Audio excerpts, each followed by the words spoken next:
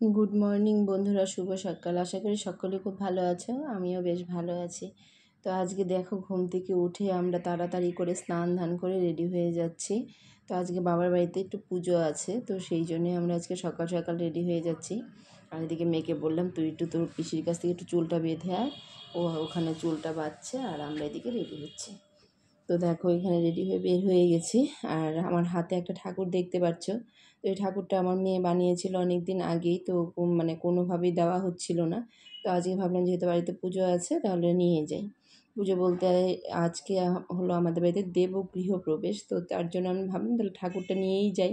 যেহেতু আজকে প্রথমবার নতুন ঘরে ঢুকবে ঠাকুর, তাহলে ঠাকুরটা নিয়ে যাই, তাহলে এই ঠাকুরটাকেও বসাতে পারবে। তো এদিকে মেয়ে নিয়ে এখন বের হয়ে যাচ্ছি। আর এখানে দেখো, টোটো দাঁড়িয়ে আছে, কারণ আমরা টোটো করেই যাব। যেহেতু আমার শ্বশুরবাড়ি থেকে বাবার বাড়ি বেশি দূরত্ব না, প্রায় 20 থেকে 25 মিনিটের মধ্যেই পৌঁছানো যায়। তো এই জন্যে আমরা টোটো করে নিলাম, যেহেতু আমরা 4 জন যাচ্ছি, আমি, আমার মেয়ে, আমার শাশুড়ি আর ভাসুরের মেয়ে। তো ভাবলাম বাড়ি থেকে একবারে টোটো করে নিয়ে যাই, তাহলে তাড়াতাড়িও হবে আর পাল্টাতেও হবে না। তো এই পৌঁছেও গেলাম, দেখো বাড়িতে চলে এসেছি।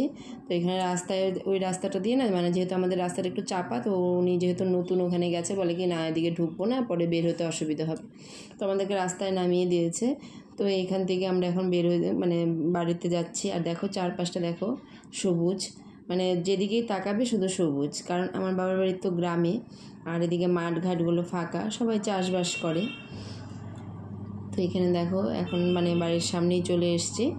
আর চারপাশে শুধু ধান গাছ এরকম দেখা যাচ্ছে আর কি, সব সবুজ সবুজ গাছ। এখানে গেলেই না ছোটোবেলার কথা মনে পড়ে যায়। তো এই বাড়িতে ঢুকে গেলাম।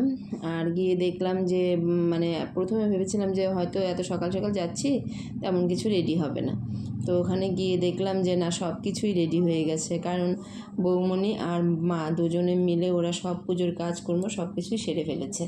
তো ঠাকুর ঘরেই বসে আছে, আর যেহেতু পুরোহিত মশাইও চলে আসছে, তো এইখানে গিয়ে ওর মিমির হাতে ঠাকুরটাকে দিয়ে দিচ্ছে।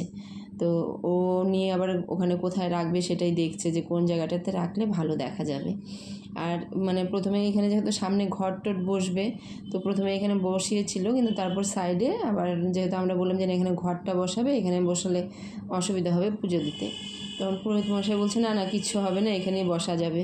তো আমি বললাম না, দেখতেও ভালো লাগছে না, যেহেতু আসনটা ঢেকে গেছে, তো এটা সাইডে বসিয়ে দিয়েছে। আর এখানে বৌমনি বলল যে মালাগুলো গাঁথা হয়নি, তো 6টা মালা গাঁথতে হবে, তুমি এক কাজ করো 6টা মালা গেঁথে দাও। তো এখানে 3টা গাঁদা ফুলের মালা গাঁথতে হবে, আর 3টে তোমার রজনীগন্ধা ফুলের মালা গাঁথতে হবে। তো আমি এখানে মালা গাঁথতে বসে গেছি।